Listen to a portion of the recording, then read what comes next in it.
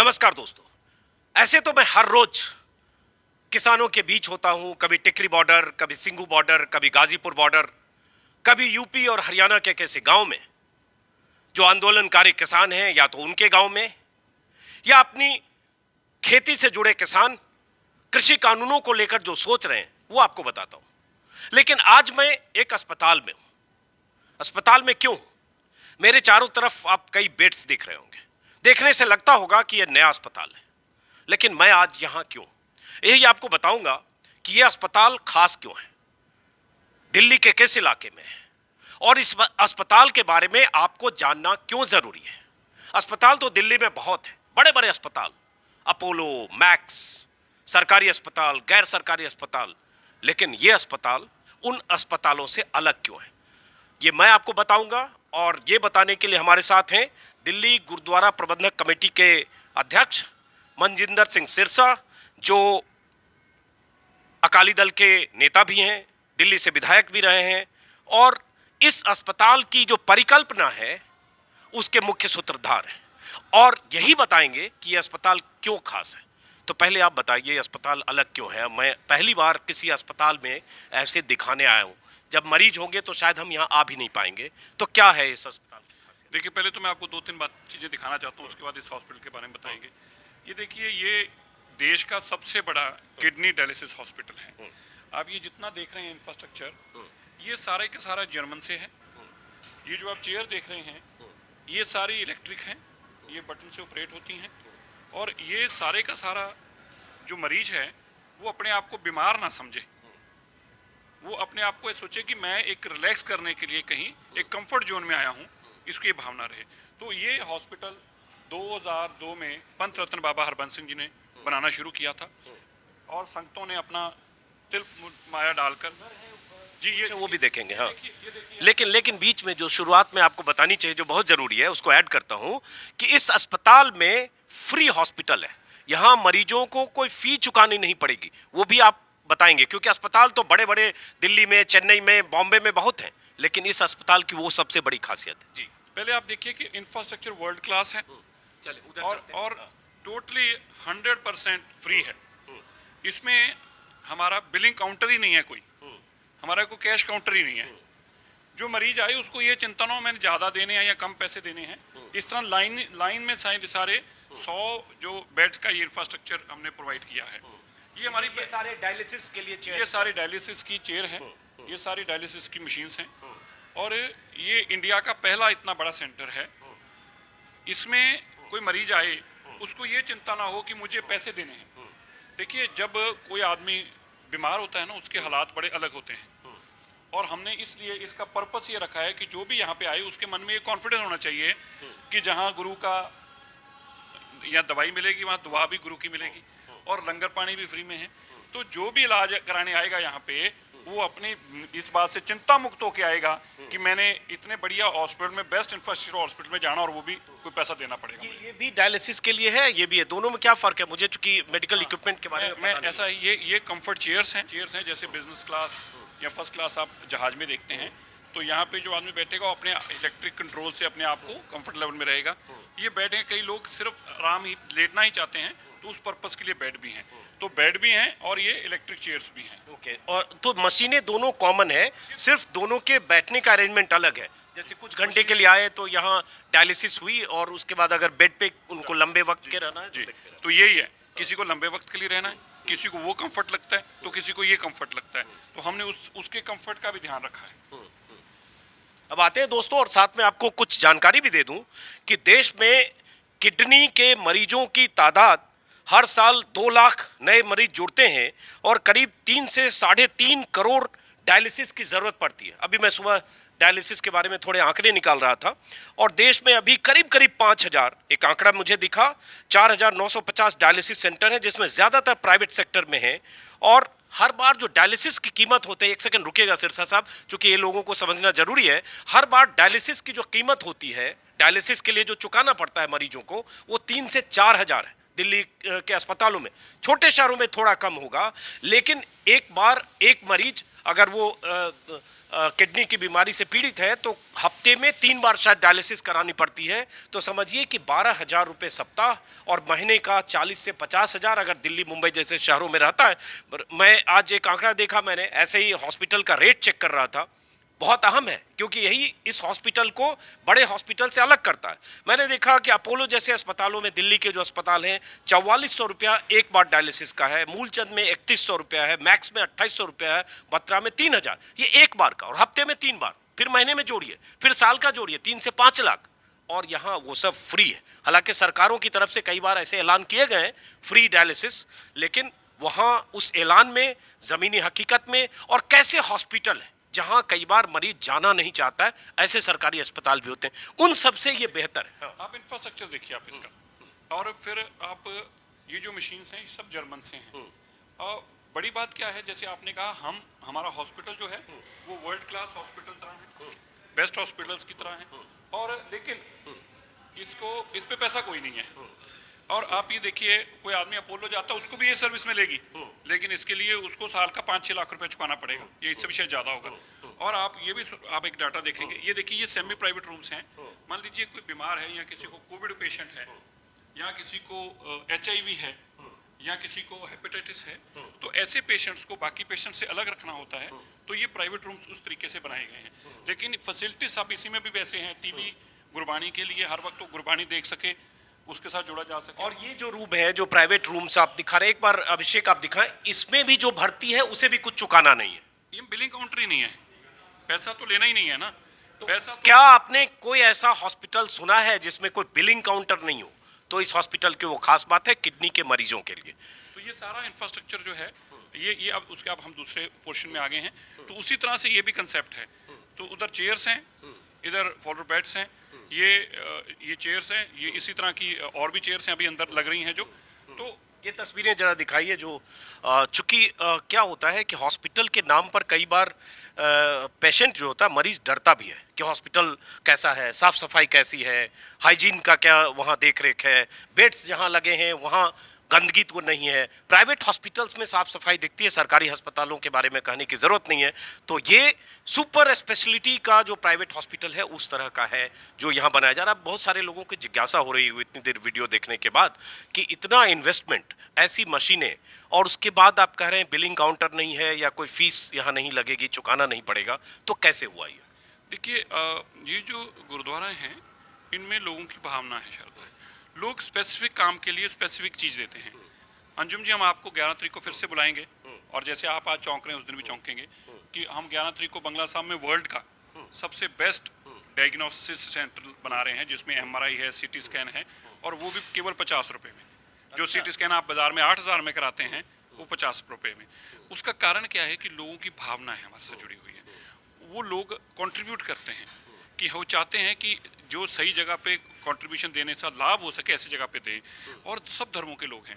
जो हमारा वहाँ डायग्नोस सेंटर है वो हिंदू परिवारों द्वारा कंट्रीब्यूट किया गया है, ठीक है। वो इसलिए हमारे यहाँ धर्म की कोई बात नहीं होती। तो अगर एक हिंदू परिवार की ऐसी भावना है कि मैंने गुरुद्वारे में सेवा करनी और कह के गया कि मुझे बंगला साहब में ही सेवा करनी है, तो ऐसे हमारे बहुत सारे परिवार होते हैं जो हमारे साथ जुड़ते हैं।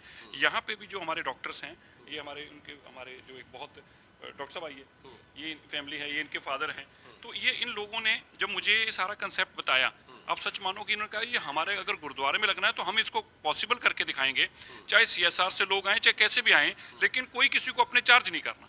हम ऐसा अपना कंसेप्ट बना। जब इन्होंने मुझे सारा कंसेप्ट बना के दिया तो हमने कहा ये तो इससे बेटर क्या हो सकता है कि एक मरीज के लिए मैं समझता हूँ कि उसको दवाई से पहले जब ये पता चलता है कि मेरा इलाज फ्री में होना है, सही बात। तो वो भी बहुत महंगा इलाज है, और आधा तो पहले ही जिंदा हो जाता है, और आधा पूरा तब मर जाता है जब उसके हाथ में बिल थमा दिया जाता है। प्राइवेट अस्पताल क्या है? प्राइवेट अस्पताल में आदमी ठीक होकर आता है, जब बार बिल देखता है तो हार्ट अटैक से मर जाता है, ठीक है। यहाँ की क्या है, जब उसको ये पता चलता कि ऐसी व्यवस्था जब आप दिखाएंगे, ऐसी व्यवस्था, और वो भी 0 पैसे में, तो उसकी अपने अंदर से ताकत बढ़ जाती है कि हाँ मुझे बचाने वाला कोई है। सही बात है। और इसमें कई बार ऐसा सरकारों की तरफ से भी किया गया है पहले और अभी भी बीच बीच में। जैसे मैं देख रहा था कि प्रधानमंत्री की तरफ से भी प्रधानमंत्री योजना है डायलिसिस की, जो 2016 में शुरू की गई। उसके अलावा देख रहा हूँ दिल्ली सरकार ने भी 2018 में फ्री डायलिसिस सेंटर का ऐलान किया था। जिसमें कहा गया कि दिल्ली सरकार 1274 रुपये देगी और इस तरह से जो गरीब लोग हैं जिनकी सालाना आमदनी 3 लाख से कम और कुछ शर्तें कि वो 3 साल से दिल्ली में रहते हो, तो सालाना आमदनी 3 लाख से कम, लेकिन जिसकी सालाना आमदनी 5, 7, 10 लाख भी है, वो पेशेंट भी अगर साल में उसको 5 लाख देना पड़े डायलिसिस के, तो आप समझ सकते हैं कि उसको घर बेचने की नौबत आती है। और बहुत बार हमने सुना है कि किडनी के जो मरीज हैं वो इतने गरीब होते हैं कि उनको किडनी की, सही आपने कहा, इलाज कराते कराते वो बेदम होके दम तोड़ते हैं और अपने घर जमीन सब बेचना पड़ता है। हमारा तो ऐसे लोगों से रोज वास्ता पड़ता है जो हमारे पास आते थे, रोते थे कि हमारे, क्योंकि जो आपने कहा अभी, ये इलाज इस दिन का नहीं है। जिस दिन किडनी की बीमारी लग गई परमानेंट आप बेड पे हैं, ठीक है। अब वो क्या कहते हैं, हमारे पास आएगा, पता क्या कहेगा, हमारे पिछले पैसे छुड़वा दो, क्योंकि अगले हफ्ते फिर डायलिसिस के लिए जाना है, पिछले दिए नहीं अभी तक। डॉक्टर कह रहा पहले पिछले लेके आ। तो अब उसको हर हफ्ते इस बात की चिंता है कि मुझे हर हफ्ते जाना है, हर हफ्ते में 2 बार 3 बार डायलिसिस कराना है, पिछले पैसे है नहीं, आगे देने को नहीं, तो मरने की स्थिति में पैसे आया हुआ है। तो ये एक जो गुरु की कृपा के कारण, ये हमारी कोई नहीं है, फिर तो गुरु की कृपा है। और गुरु की कृपा ऐसी है कि बीमार आदमी के लिए परमात्मा खुद चल के आ रहा है। तो ये जैसे टोटल इसमें कितने बेड्स हैं सिरसा साहब? इसमें 101 मशीन और 101 बेड हैं, लेकिन इसको हम इमीडिएटली पिछले अगले फेज का काम भी हमने शुरू कर दिया। हम इसको इनिशियली पहले साल में 1000 बेड तक लेके जा रहे हैं। तो जैसे 100 इंडिया ने वर्ल्ड लार्जेस्ट कर देंगे इसको हम। तो अच्छा, ये और बड़ी बात है। और ऐसे, चूंकि मुझे आइडिया नहीं है डॉक्टर साहब, आप लोगों को आइडिया, ऐसे डायलिसिस सेंटर दिल्ली में कोई है जिसका मैक्सिमम स्ट्रेंथ क्या है? किसी बड़े हॉस्पिटल में डायलिसिस के लिए कितनी मशीन है? All over India, the biggest dialysis center, 45-bedded dialysis center at Bangalore, called Narayan Hrudayalaya. And we are, नाम सुनता हूँ। yes, that is the biggest. And this is the biggest in Asia. In Asia, we don't have 100-bedded.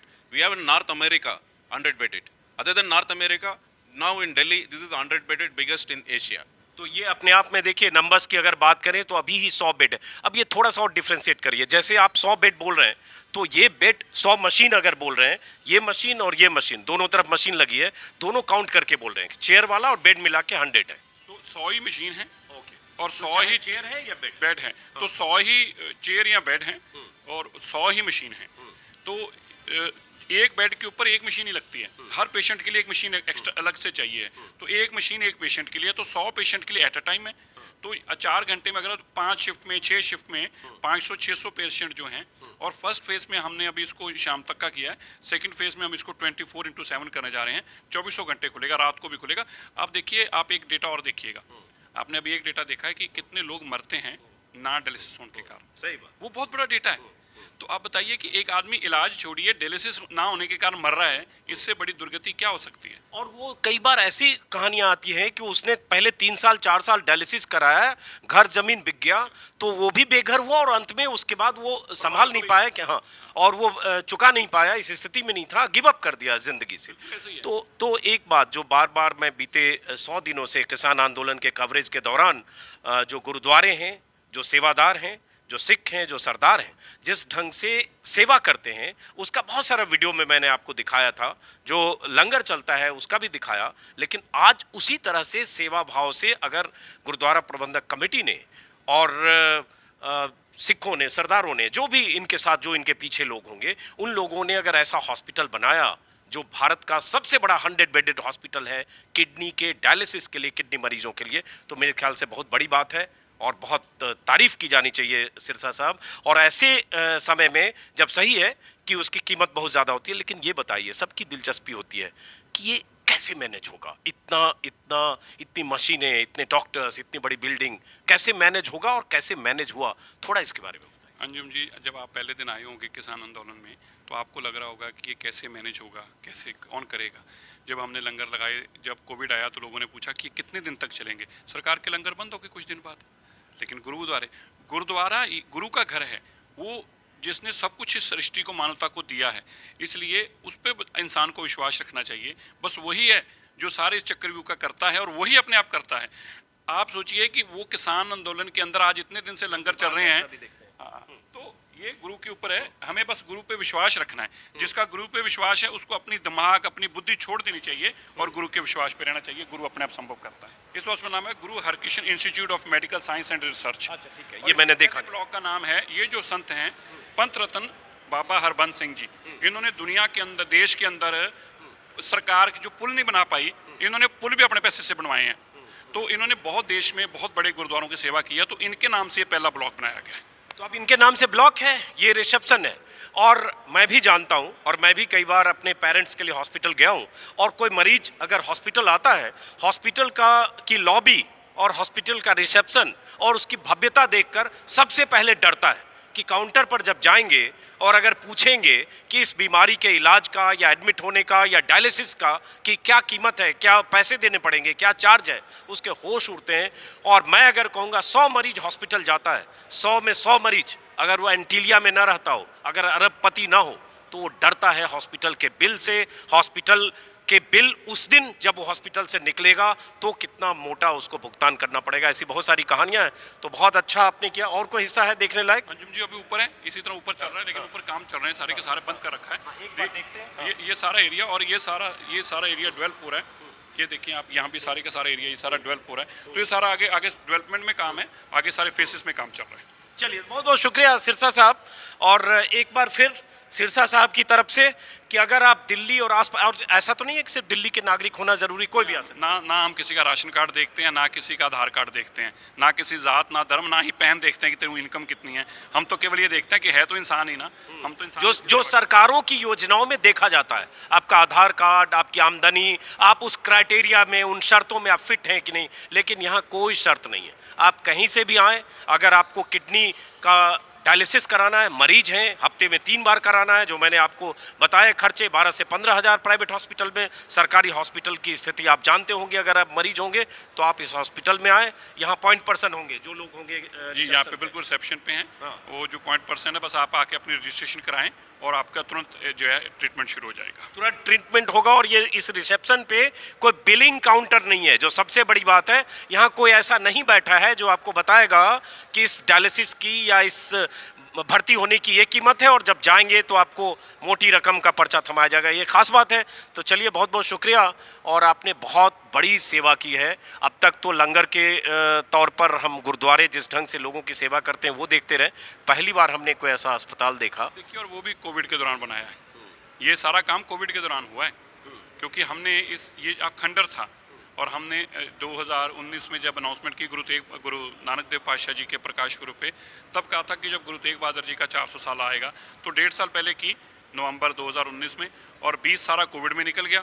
और फिर भी उसी दौरान भी हमने अपने काम को बंद नहीं होने दिया, क्योंकि सेवा की कमिटमेंट थी। और आज कमिटमेंट की वैल्यू है कि कोविड के दौरान भी हम इस हॉस्पिटल को खड़ा करने में काम जो है, जो कि अपने आप में एक अजूबा है, वाकई अजूबा है। तो फिलहाल इस वीडियो को दोस्तों यही खत्म करते हैं।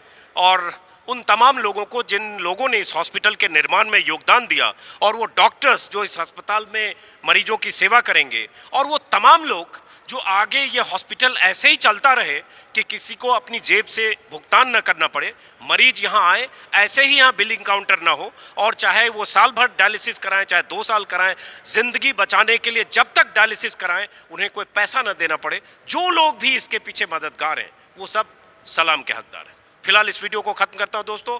फिर मुलाकात होगी किसानों के बीच से। नमस्कार।